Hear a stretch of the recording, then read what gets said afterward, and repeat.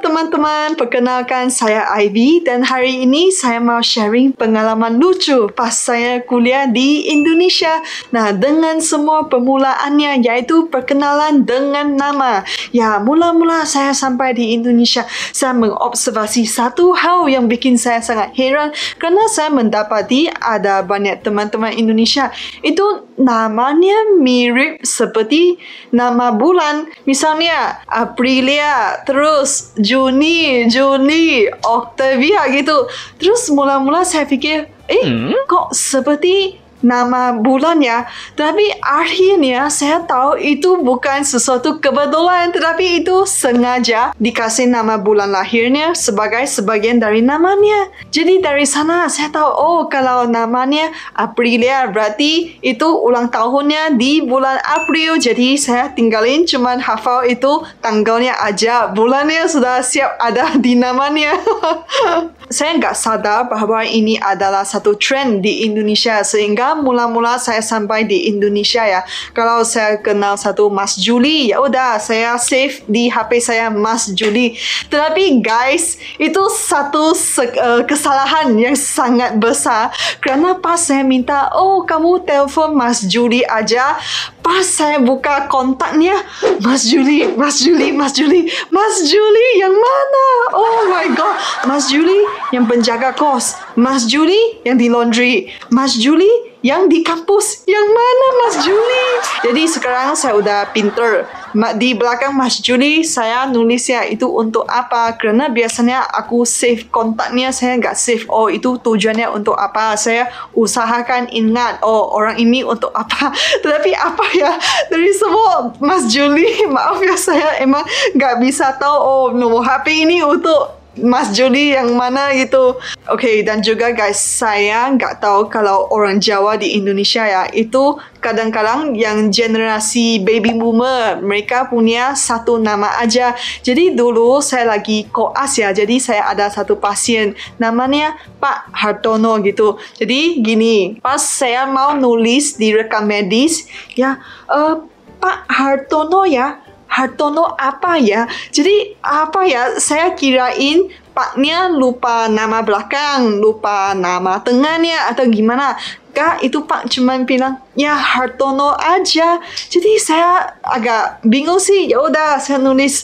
Ternyata kalau orang Jawa mereka biasanya yang generasi atas ya, mereka biasanya cuma punya satu nama aja. Tetapi generasi muda sekarang sudah punya 2 atau 3 nama ya. Kerana biasanya di Malaysia cara penamaan kami itu polinimik, bukan seperti orang Jawa di Indonesia itu mononimik dengan satu kata aja. Jadi sekarang saya tahu, Paknya, ibunya nggak lupa namanya cuma satu aja. Dan lagi satu guys, yang ini bikin saya paling heran ya.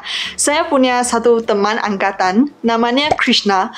Saya tahu kalau Indonesia punya pengaruh Hindu yang berat. Dari dulu ada kerajaan Hindu, terus pakai Sanskrit dalam penamaannya.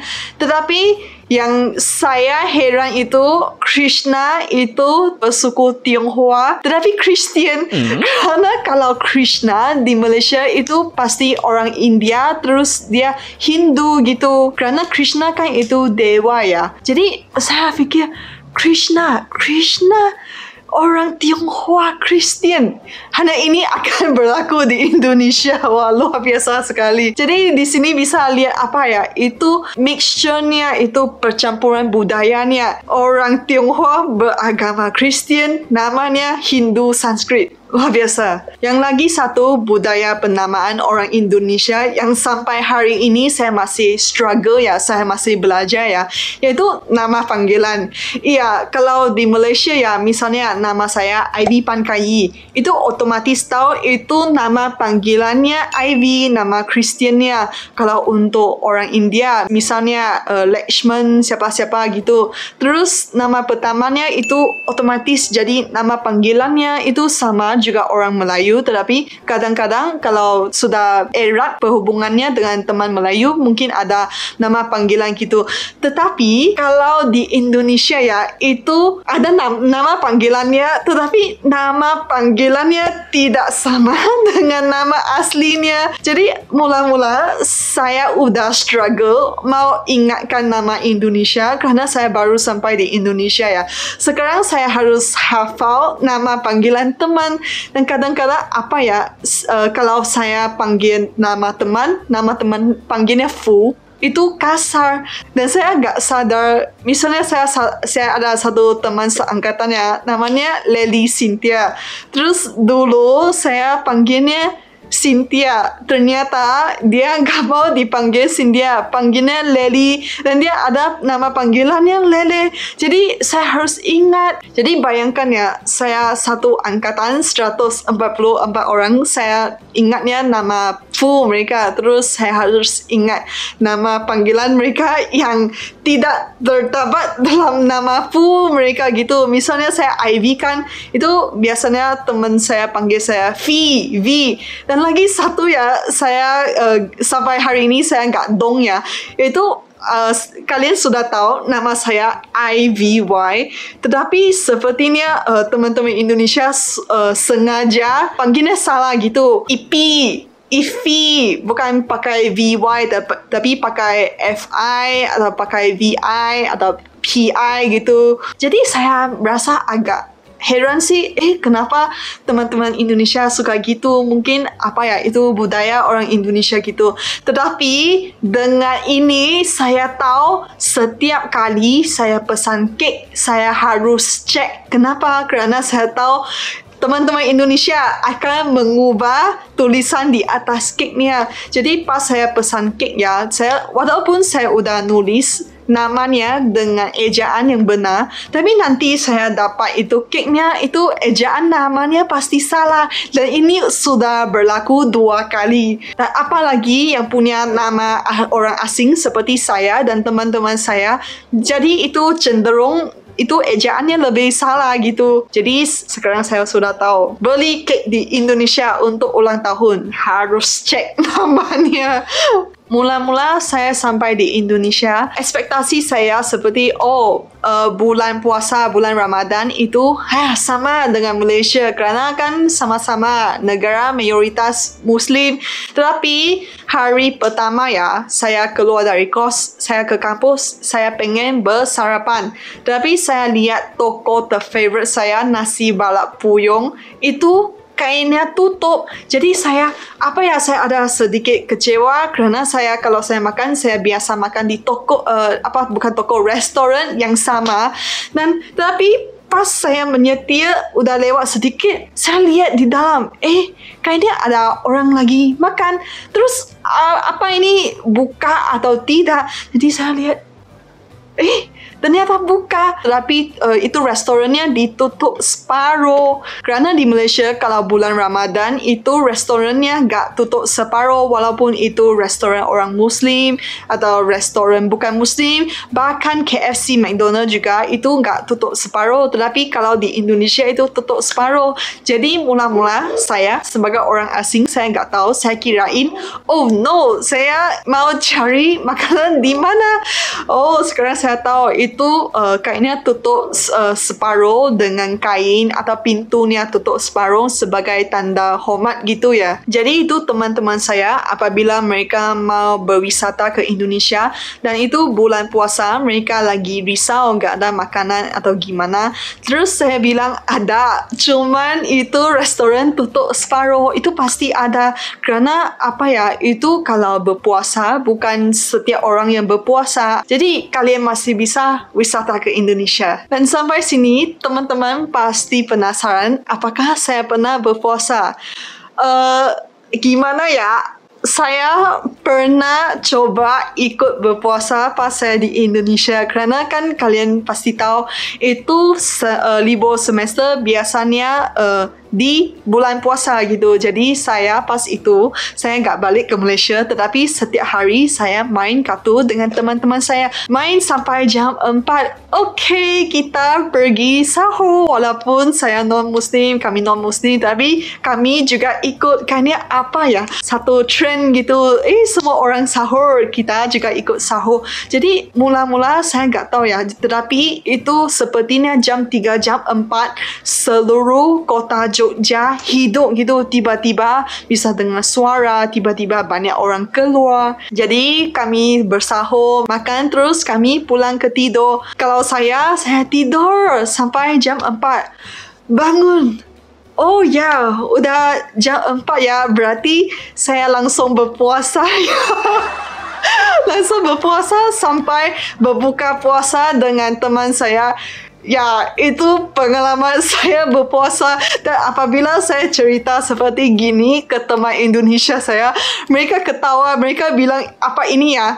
Ini puasa ala anak kosan. Oh, saya sekarang tahu kalau ini puasa ala anak kosan, tidak apa-apain, tidak menjalankan aktivitas, itu cuma tidur, bangun, nggak apa-apain, ya udah puasa. Itu kayaknya nggak ikhlas ya. Tapi sekarang baru saya tahu ya, kalau puasa itu bukan menghindari dari makan dan juga minum juga. Itu juga hindari dari nafsu, bukan nafsu seksual aja, tetapi nafsu untuk ngomong buruk, menfitnah, atau berfikir buruk, berdosa. Kalau saya merasa gitu ya, saya udah batal puasa. Jadi saya paling senang ya, kalau saat ini sama di Malaysia ada buffet buka puasa di hotel, banyak buffet buka puasa, ada bazar Ramadan, ada banyak makanan, tinggal dipilih. Bukan dipilih makanannya, tetapi pilih mau makan di mana, kerana terlalu banyak pilihan. Dan saya juga pernah travel semasa bulan puasa di Indonesia. Pas itu saya lagi naik kereta api dari Malang ke Jogja, dan apabila mendekati jam sore, saya dikasih satu nasi box dan saya fikir, kapan saya pesan nasi sih?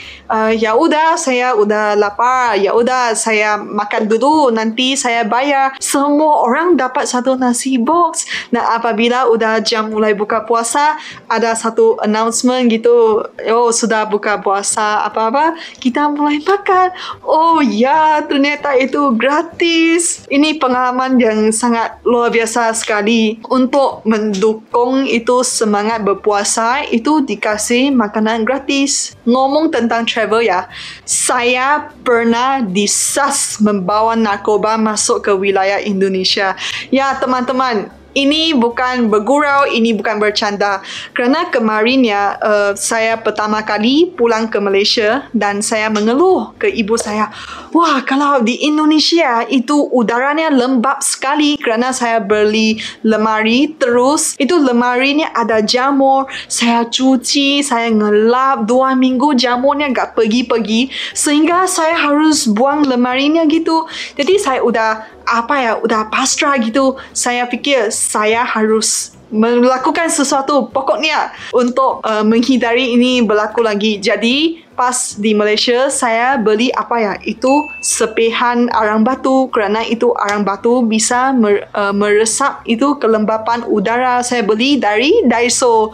Jadi saya bawa balik ke Jogja. Pas saya sampai dan itu bagasi saya lewat itu mesin, saya diminta untuk buka. Dan pas itu saya barusan habis semester 1. Jadi pengalaman saya dan persepsi saya terhadap Indonesia itu seperti orang Jogja, itu ramah, senyum gitu. Itu untuk saya ya, Indonesia itu semua suka senyum, semua positif. Jadi saya nggak sangka apa yang akan berlaku. Saya diminta buka bagasi saya, dan mereka ambil satu paket itu sepihan arang batu. Itu pegawai imigrasinya tanya saya, apakah ini? Saya bilang, ini serpihan arang batu.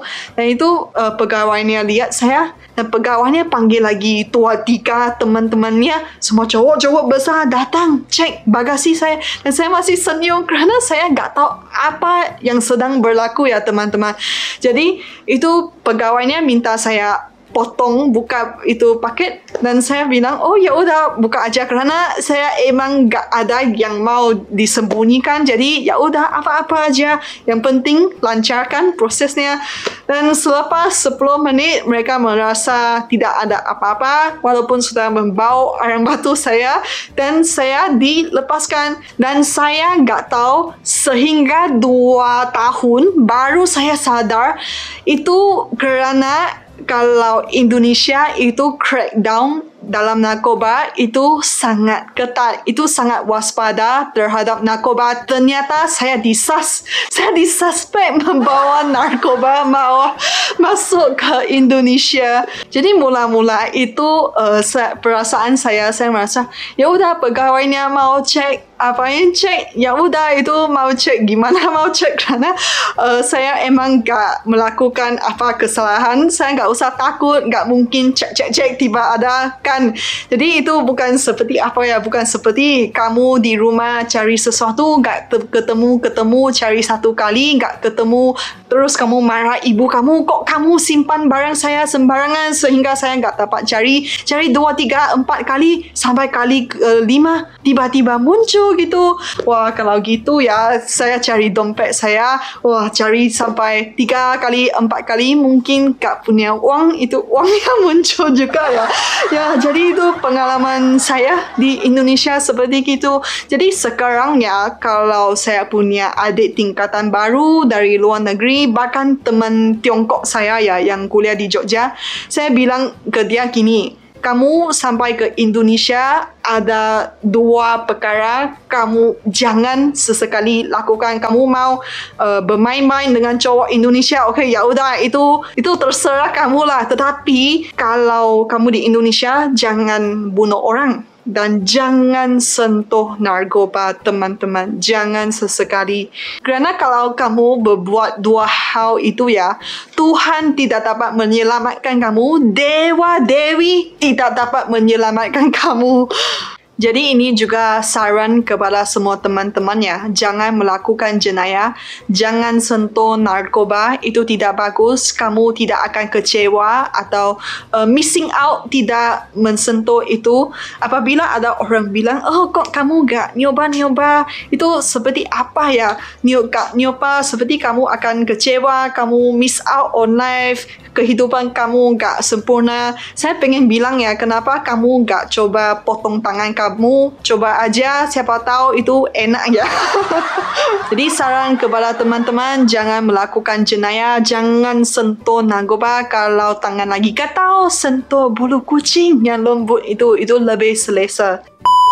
Mula-mula saya sampai di Jogja, saya sangat kagum dengan UGM kerana saya lihat di satpamnya itu pak-pak polisi. Oh, ternyata mas-mas pak-pak polisi yang jagain UGM. Saya merasa, wah keren sekali. Itu bukan pak satpam biasa.